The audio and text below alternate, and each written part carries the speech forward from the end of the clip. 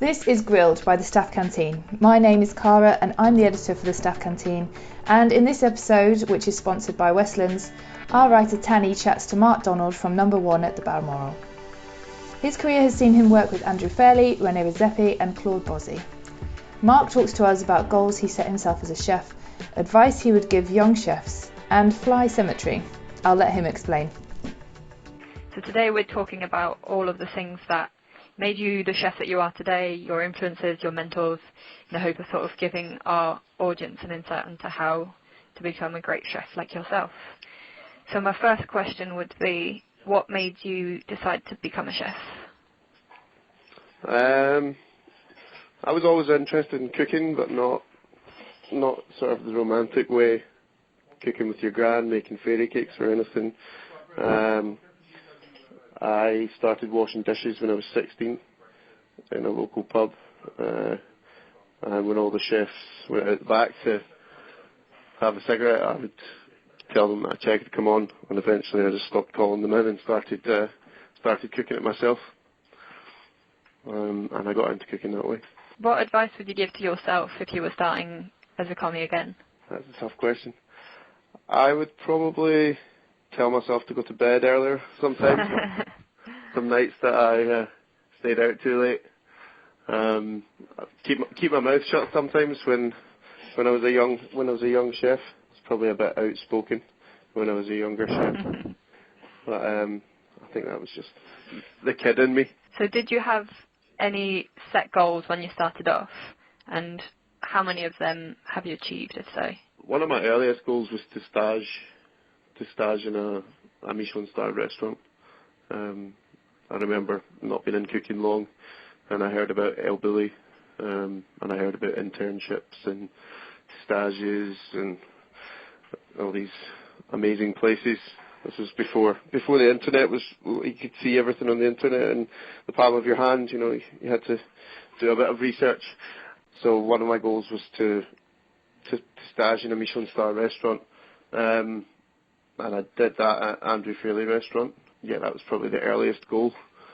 Just to expose myself to a different way of cooking and sort of high end. Later goals, it was just to keep progressing really. I wanted to work somewhere on the San Pellegrino list. So I think Noma was number 9 when I applied. And then it was 3 when I eventually got my stage there. And then they got to number 1 while I was doing my stage there.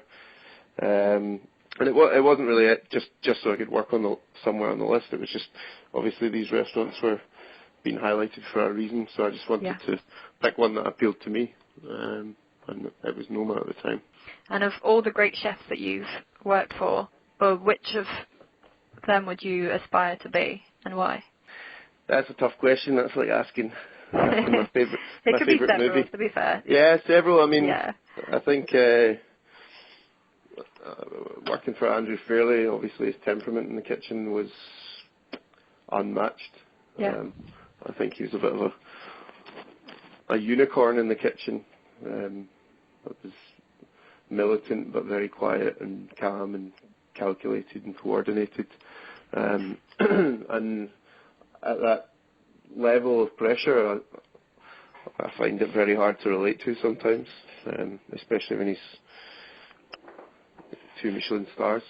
So yeah, temperament-wise, Andrew, I don't know, inspiration-wise and creativity, there's obviously René Redzepi's. Yeah. That chefs that I've worked under and been mentored by, I think he's unmatched with his genius. I think he's got a brilliant mind. Flair, I would say Claude Bozzi. For such a big guy, he's got so much finesse. And yeah, he's got an amazing character, as long as you don't cross him, obviously. So do you remember what the first dish you ever put on a menu was? Yeah, I do actually. It was in a pub in Glasgow. Yeah. How did it feel to achieve that? Yeah, it was good. It was good. It was a special, and it was literally a dish called Fly Cemetery, which was from my grand's cookbook, which is basically just raisins and currants stewed with loads of spices in between short crust pastry, and it resembles flies in a cemetery. And it was served with custard or something. But yeah, it was a great feeling. You sort of take ownership of it more, and you're more invested in what's going on the plate, and I think you care a bit more as soon as you get something on the menu. And so now, in the position that you're in, you obviously work with a lot of equipment on a daily basis, but could you name up to 3 items that you could not live without, and explain why? My spoon, or a spoon. Yep. I taste everything before it gets packed away or vacked away, or before it goes. Vitamix, I think they're far superior to Thermomixes. They get everything really smooth. And yeah, I mean, I've got an electronic pasta machine now, which I've never ever had. Everything's been done by hand up until now, and it's twice as big as all the other ones I've used. And it's I feel a bit spoiled with that right now. It saves a lot of time. So if you had to give one piece of advice to a young aspiring chef, what would that be? Keep your head down, keep your mouth shut unless you're asking a good question. Keep your mouth shut, but always ask questions. I don't think it's bad to ever ask too many questions, and take notes. Don't lose your books.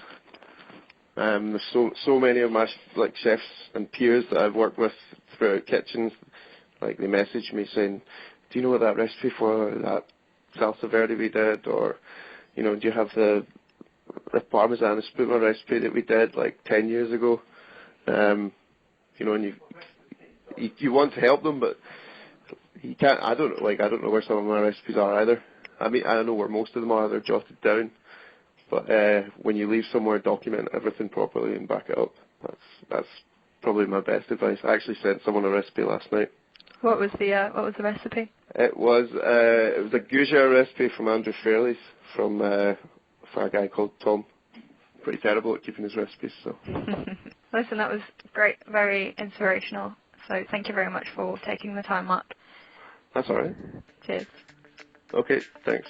We hope you enjoyed this interview, and if you have any comments, feel free to tweet us or comment on the post. We're making all of our interviews available to download. And finally, if you like what we do, whether it's our podcast or our videos or even our features, please head over to our Patreon page and support us there.